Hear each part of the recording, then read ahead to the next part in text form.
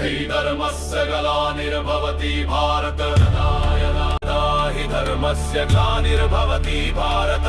अभ्युत्थानमधर्मस्य तदात्मानं सृजाम्यहम् नाय साधूनां विनाशाय च दुष्कृतां परित्राणाय साधूनां विनाशाय च दुष्कृतां धर्म संस्थापनार्थाय संभवामि युगे युगे